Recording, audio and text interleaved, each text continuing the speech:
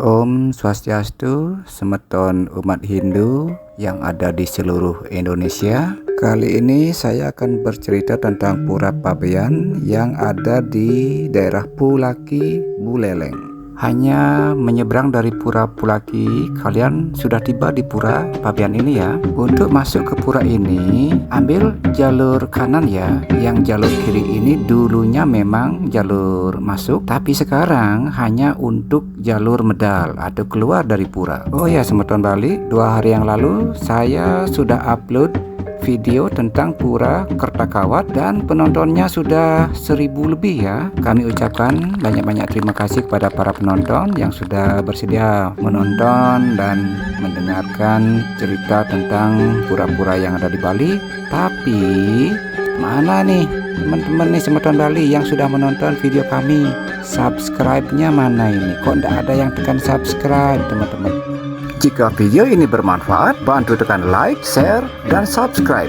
Terima kasih. Jangan berat tangannya untuk menekan subscribe ya semeton Bali, karena video kami ini nanti akan sangat berguna sekali bagi kalian ya. Setelah sekian tahun saya berkunjung ke pura ini saya lihat di sini sudah terjadi banyak perubahan ya. Ini menyerupai sebuah lingkaran untuk jalur masuk dan keluarnya ini, dan di sini tambah bagus saya lihat. Pura Pabean ini letaknya di pinggir pantai menghadap laut lepas yang menunjukkan pemandangan yang sangat indah ya.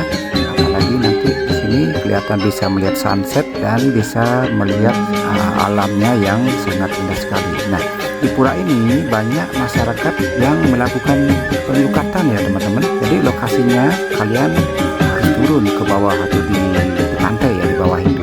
Nah, seperti yang kalian lihat di bawah itu adalah masyarakat yang sedang melakukan penyukatan ya sebentar lagi. Nah, di bawah itu ada sebuah sumur yang namanya sumur petak, di mana kalian bisa mengambil air itu untuk digunakan sebagai sarana melukat. Air itu keluar dari bebatuan dan rasanya tidak asin ya sebutan Bali. Jadi rasanya tuh tawar seperti air yang kita gunakan di rumah. Tapi ingat, jika kalian ingin mendapatkan air itu, tunggu ya agar air laut itu sedang surut. Artinya pura ini selain untuk memohon kesejahteraan, pura ini juga berfungsi untuk memohon kesembuhan dan dipercaya menghilangkan segala macam penyakit. Nah, keunikan Pura Pabean ini adalah di pura ini ada sebuah konco karena dulunya banyak kapal-kapal Cina yang berlabuh di sini. Nah, pemedek yang tampil ke sini jika kerauhan, mereka itu mengeluarkan kata-kata atau bahasa Cina karena dewa yang berstana di pura ini adalah seorang nakoda kapal dari keturunan etnis Tionghoa atau Cina ya. Nah, selain masyarakat Bali, masyarakat yang dari etnis Cina atau umat Konghucu juga banyak yang tampil ke sini, terutama yang berasal dari Jawa Timur atau kota Surabaya. Apalagi saat feodalan Puja Wali yang bertepatan jatuh pada Purnama Kapat dan Hari Raya Imlek, mereka sengaja datang ke sini. Bahkan banyak dari mereka yang mengemit di pura ini untuk memohon kesembuhan dan rezeki. Jadi saat Imlek di pura ini juga sering dipertunjukkan dari barongsai ya teman-teman. Nah, bentuk pura ini memiliki makna sebagai kura-kura yang diapit oleh 2 ekor naga yang namanya adalah naga Andaboga. Nah, pada zaman dahulu Pura Pabean ini menyimpan banyak kisah cerita, di mana tempat ini dulunya adalah tempat persinggahan atau dermaga pelabuhan bagi pelaut-pelaut yang berasal dari luar Bali ya, khususnya dari etnis Cina. Jadi Islam juga banyak ke sini dulunya. Kata Pabean berarti bea cukai. Bea ya pajak. Kalau sudah ada kata bea dan cukai berarti pajak. Ada transaksi barang ya, import, barang import tentunya dari para nelayan-nelayan asing yang masuk ke dalam wilayah negeri ini atau zaman kerajaan dulu ya. Disinilah barang-barang yang dijual oleh pedagang-pedagang asing itu dikenai pajak ya, mungkin oleh raja-raja penguasa pada zamannya itu ya. Jadi raja-raja yang di Bali tentunya. Di pura ini terdapat perkawinan antara unsur-unsur Hindu Bali, Cina, dan Islam. Ya, karena kenapa Islam? Karena ada katanya yang dari Solo, dari Jawa katanya ke sini juga. Dewa Dewi yang bersetana di Pura Pabean ini adalah Ide Betari, Dewi Ayu, Manik Mas Subandar, atau dengan sebutan lain Geria Konco Dewi. Kemudian riwayat dan kisah yang tercatat di pura ini mulai dari ditemukannya piring-piring yang berasal dari Cina ya, katanya itu oleh seorang profesor dari Jepang. Terus tahun 1994 ditemukan 4 kerangka manusia ya yang memakai gelang.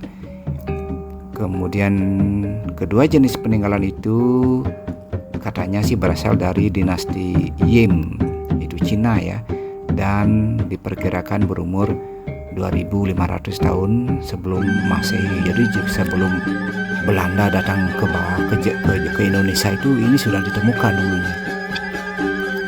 Lalu riwayat pura ini berlanjut sampai pada penjajahan kolonial Belanda itu 400 tahunan, terus perjalanan Dangyang Dwi Jendra ke Bali itu dilewati ya. Kemudian era pemerintahan Raja Buleleng Ki Barak Panji Sakti itu juga pura ini sudah ada ya, sampai pada kedatangan perahu-perahu dari Tiongkok, Bugis, Mandar, Melayu juga datang ke sini yang merapat di beberapa pelabuhan. Jadi mereka tuh merapat bukan cuma di sini aja. Jadi sepanjang pesisir pantai Buleleng itu dari barat sampai ke timur mereka tuh datang dan bersandar menjual barang-barang mereka di sini ya. Jadi barang-barang dagangan.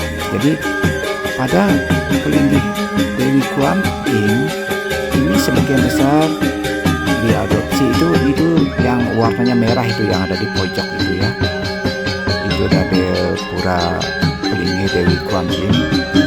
Itu ornamen-ornamennya itu diadopsi atau didapatkan itu dari ragam hias gaya Cina. Nah yang di pojok itu ya, yang merah itu adalah Dewi Kuan Im. Jadi motifnya itu adalah naga, yang di atasnya itu naga, pada bubungan itu naga. Itu sengaja diisi kawat supaya jauh terhindar dari monyet-monyet. Baik, sekian dulu cerita video kami tentang pura ini. Kalian jangan ragu untuk datang ke sini. Datanglah ke sini untuk memohon rezeki juga, untuk memohon kesembuhan juga. Dan jika kalian sudah tahu cerita tentang pura ini, maka saya yakin kalian akan berniat untuk datang ke sini dan bersembahyang. Terima kasih, selamat balik. Sampai jumpa di video kami berikutnya.